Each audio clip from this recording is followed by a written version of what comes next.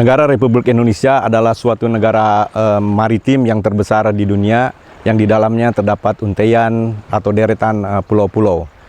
Kemudian berdasarkan deklarasi Juanda yang dicetuskan pada tanggal 13 Desember 1957 mengatakan bahwa yang dimaksud dengan laut adalah laut yang berbatasan di antara dan di dalam pulau-pulau tersebut. Hal yang kedua yang cukup penting di sini adalah menyatakan bahwa negara Republik Indonesia adalah suatu negara kepulauan. Luas daripada lautan itu sendiri lebih kurang 5,8 juta kilometer persegi, di mana lautan ini merupakan lautan yang berdaulat dan kawasan atau zona ekonomi eksklusif. Saat ini kita berada di salah satu pulau kecil di sebelah utara Batam, yaitu di Pulau Nongsa atau biasa juga disebut Pulau Putri. Titik dasar di pulau ini adalah bernomor titik dasar 193.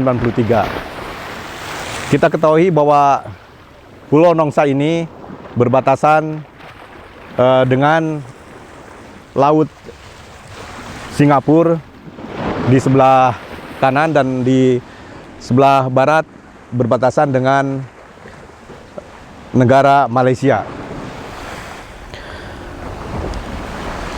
Keberadaan pulau-pulau di kawasan Republik Indonesia tidak terlepas dari keberadaan 3 samudra besar, yaitu Samudra Hindia, Atlantik, dan Pasifik. Sementara kejadiannya tidak terlepas dari global tektonik, yaitu pertemuan 3 lempeng, yaitu lempeng Australia, Indonesia, kemudian Eurasia, dan Pasifik.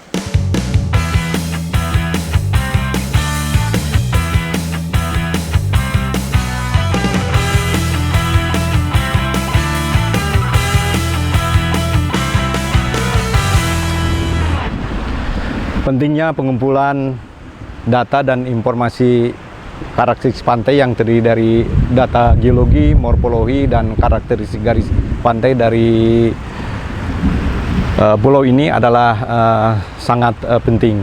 Kita kembali melihat karakteristik garis pantai dari pulau ini adalah terdiri dari bongkah-bongkah, batuan granit, sedimen, dan metamorf. Sementara di sebelah timur di sana kita masih melihat karakteristik pantai terdiri dari pasir dan bangunan-bangunan pantai. Di sebelah timur kita melihat singkapan batuan metamorf polimik dan sangat jelas sekali. Kemudian ini mencirikan bahwa pulau ini konservasi geologinya harus berjalan. Di samping itu, dari lingkungan geologi kelautan kita melihat bekas-bekas tumpahan minyak yang sampai ke pantai ini. Kemudian ini menandakan bahwa aktivitas di daerah perbatasan antara Singapura dan Indonesia tidak terkontrol dengan tumpahan-tumpahan minyak yang kita lihat di kawasan pantai ini. Saat ini kita berada di Pantai Glagah yang secara geografis terdapat di bagian selatan Jawa dan secara administratif termasuk Kabupaten Kulon Progo, Provinsi Daerah Istimewa Yogyakarta. Secara definisi, yang dimaksud dengan kawasan pantai adalah sepertiganya merupakan kawasan daratan pantai dan 2/3-nya merupakan kawasan perairan pantai. Pusritbang Geologi Kelautan mempunyai tugas untuk memetakan, kemudian mengumpulkan data dan informasi di kawasan pantai ini, termasuk di kawasan daratan pantai dan di perairan pantainya. 3 unsur utama yang mempengaruhi karakteristik pantai adalah unsur morfologi pantai, keduanya adalah unsur geologi pantai, yang ketiga adalah unsur karakteristik garis pantai, dan yang tidak kalah penting adalah unsur daripada energi, baik energi yang datang dari laut maupun energi yang datang dari sungai yang biasanya kita sebut sebagai energi darat.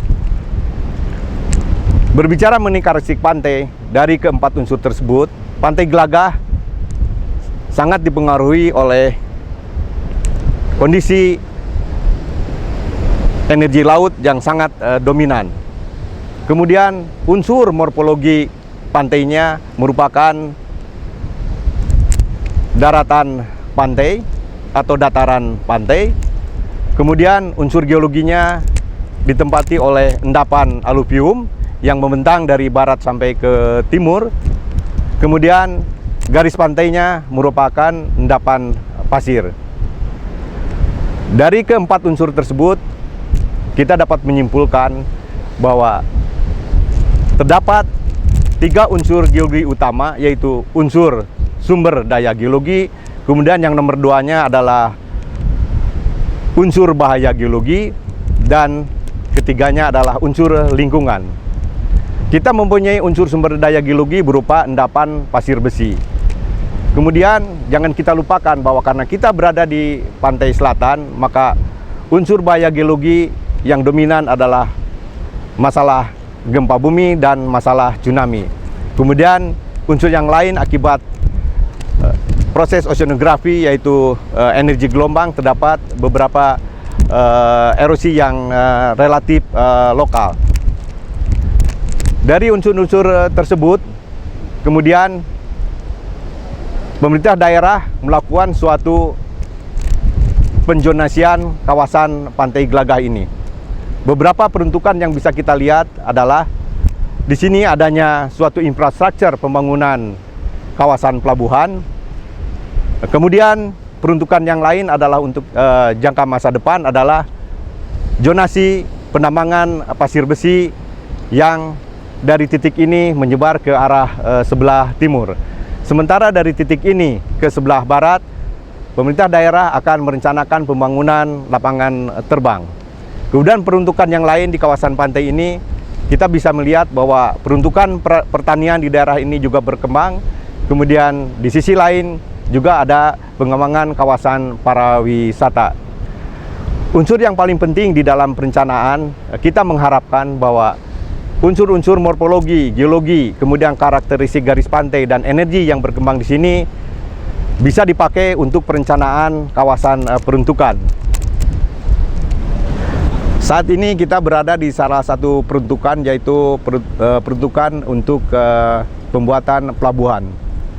Kita melihat di sini onggokan-onggokan dari tetrapod yang fungsinya adalah untuk menahan gelombang. Pelabuhan yang dibuat di sini adalah dibuat di sekitar muara sungai. Kita lihat di sebelah timurnya. Dan kita pun melihat pintu masuk dari pelabuhan di sebelah selatan kita.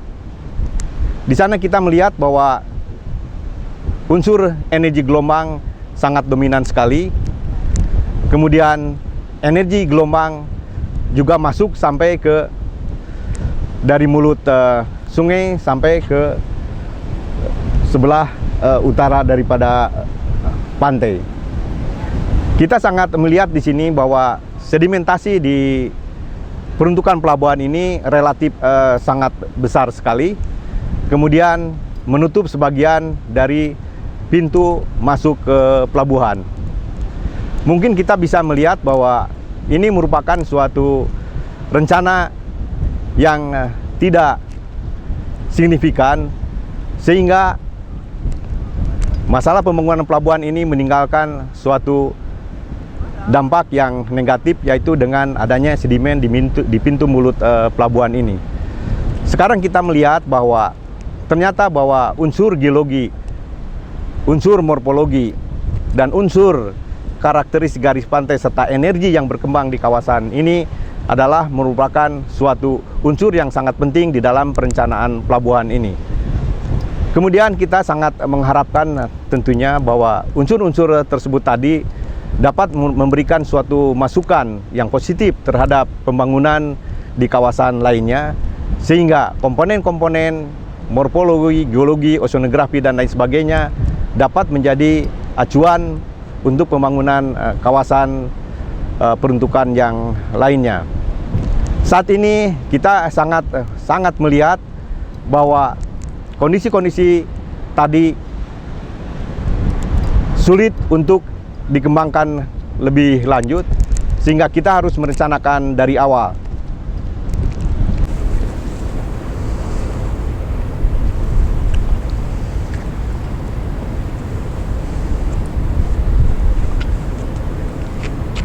Kita berada di salah satu peruntukan dermaga Pelabuhan Samudra, yaitu bagian peruntukan dari kawasan pantai Gelagah yang barusan kita kunjungi. Kemudian kita melihat bahwa pembangunan dermaga Pelabuhan Samudra ini sangat luar biasa. Namun demikian, kunci utamanya adalah jalan masuknya bagi kapal-kapal tertutup di mulut pelabuhan tadi. Kemudian setelah kita melihat kondisi seperti ini, kemudian bisa kita simpulkan bahwa proses sedimentasi ini adalah diakibatkan oleh energi gelombang yang datang ke arah pantai. Kemudian selanjutnya bisa kita simpulkan bahwa proses sedimentasi ini adalah merupakan onshore sedimentation. Kemudian satu hal bagi kita, bahwa penelitian masalah karakteristik pantai ini adalah betul-betul sangat penting, karena kita menyajikan data morfologi, geologi, oceanografi yang berupa energi gelombang, itu betul-betul dapat digunakan oleh para perencana di kelak kemudian hari. Kemudian satu hal yang juga keinginan daripada kita sebagai peneliti di geologi kelautan, bahwa unsur-unsur atau komponen-komponen alam tadi itu adalah sangat berpengaruh terhadap desain daripada peruntukan.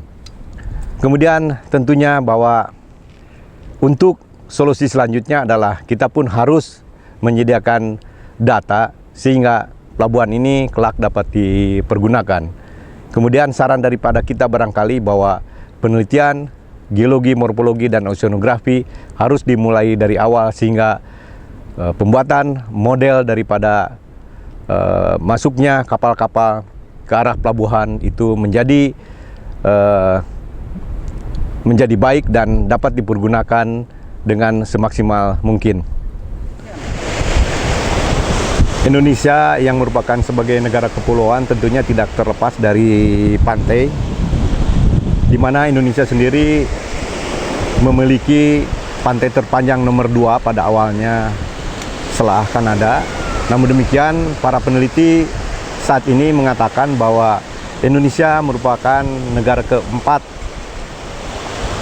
di dunia dengan panjang pantai sekitar lebih dari 95.000 km. Kemudian para ahli mengatakan bahwa sekitar 20% dari pantai di Indonesia telah tererosi atau terabrasi, sehingga merupakan suatu daerah dengan bahaya erosi yang cukup tinggi. Saat ini kita berada di salah satu pantai di daerah Indramayu yang dinamakan sebagai Pantai Tirtamaya. Sebelum kita mengarah secara rinci membahas tentang Pantai Tirtamaya, bahwa seluruh daerah pantai di Indramayu ini telah tererosi lebih dari 2.000 hektar yang tersebar di sekitar 7 kecamatan dengan tingkat abrasi mencapai kurang lebih dari puluhan meter sampai ratusan meter. Kemudian berdasarkan data yang ada dari berbagai sumber, penyebab abrasi di Pantai Tirtamaya ini antara lain disebabkan oleh beberapa informasi yang masuk, seperti misalnya adanya suatu pembangunan infrastruktur yang tidak teratur, kemudian adanya penambangan pasir juga yang tidak teratur, kemudian berubahnya fungsi pantai dan lain sebagainya. Kita melihat bahwa di pantai Tirta Maya ini, bahwa asal daripada bibir pantai adalah sekitar 100 meter. Kita lihat di sana ada beberapa penahan gelombang yang dikatakan itulah asal daripada bibir pantai di pantai Tirta Maya ini. Kemudian pemerintah daerah merencanakan untuk mengembalikan bibir pantai ini ke arah laut, di mana tetrapod di sana diletakkan. Namun demikian kita masih melihat sesuatu ketidakseragaman di dalam peletakan batu penahan gelombang tersebut. Kita melihat di sekitar kita ini pada awalnya sebelum tetrapod itu diletakkan, mereka juga membuat suatu sandbag yang gunanya juga adalah untuk menahan energi gelombang. Kemudian kita kembali lagi kepada geologi. Puslitbang Geologi Kelautan telah melakukan pendataan, kemudian membuat suatu informasi yang kemudian semuanya diletakkan dalam suatu bentuk peta yang kita namakan peta karakteristik pantai. Pada dasarnya, peta yang dibuat oleh Puslitbang Geologi Kelautan adalah merupakan suatu peta dengan dasar kita memberikan suatu informasi dan data mengenai sumber geologi, kemudian bahaya geologi, dan ketiganya adalah faktor lingkungan. Beberapa data yang telah kita himpun dalam suatu bentuk peta yang diharapkan bahwa peta tersebut dapat dipakai untuk menjadikan acuan di dalam mengelola dan merencanakan pembuatan infrastruktur tersebut. Selanjutnya kita akan melihat bahwa penangkal pantai yang dibuat di daerah Tirta Maya ini selalu dibuat secara sporadis. Kita melihat bahwa kita mengharapkan mudah-mudahan apa yang mereka buat itu betul-betul berdasarkan data-data yang ada pada kita. Namun demikian kita masih tentunya masih mengharapkan bahwa mudah-mudahan peletakan atau pembangunan infrastruktur ini disesuaikan dengan komponen alamiah dari segi geologinya. Saat ini kita berada di salah satu pantai di sebelah barat pantai Tirta Maya. Pantai ini dinamakan Pantai Ngayem. Di sini kita bisa melihat pembangunan jetis yang dipergunakan untuk peruntukan pelabuhan di muara sungai. Yang dimaksud dengan pelabuhan ini adalah dermaga bagi perahu-perahu nelayan. Suatu hal yang menarik di sini bahwa pembangunan jetis ini dengan mempergunakan tetrapod dan balok-balok beton yang memanjang dari arah selatan ke arah utara. Kita sangat melihat suatu keadaan yang kontradiksi, di mana satu peruntukan dipergunakan untuk masuknya kapal-kapal nelayan ke arah muara sungai. Namun demikian kita masih melihat beberapa dampak negatif di sebelah timur dan barat daripada jetis-jetis yang telah dibangun tersebut.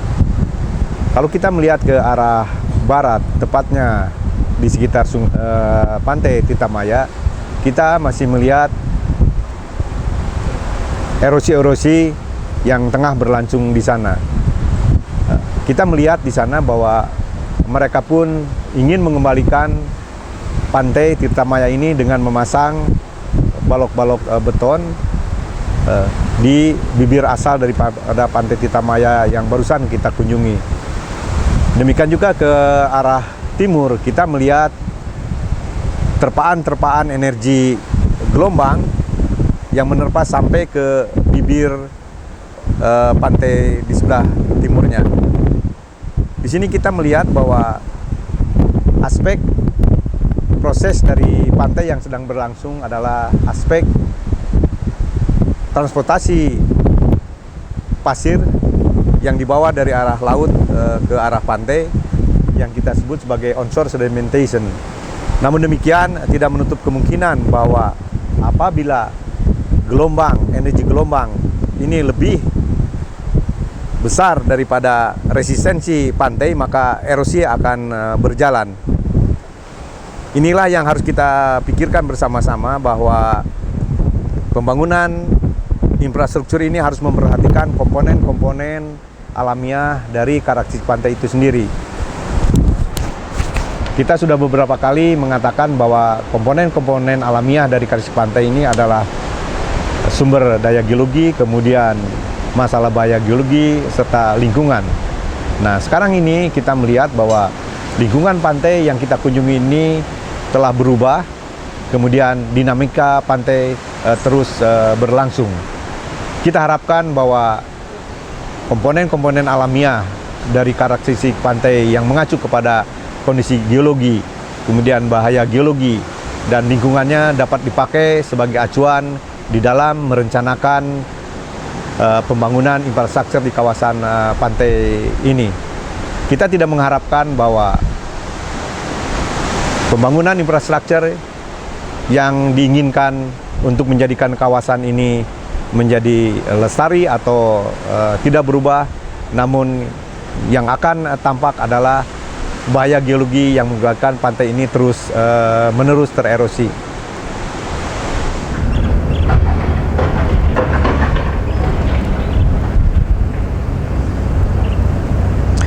Dalam perjalanan kita untuk melihat aktivitas penelitian geologi dan geofisika kelautan yang dilaksanakan oleh Puslitbang Geologi Kelautan di salah satu pulau terdepan, kita melihat bahwa keberadaan pulau-pulau tersebut tidak terlepas dari keberadaan pantainya.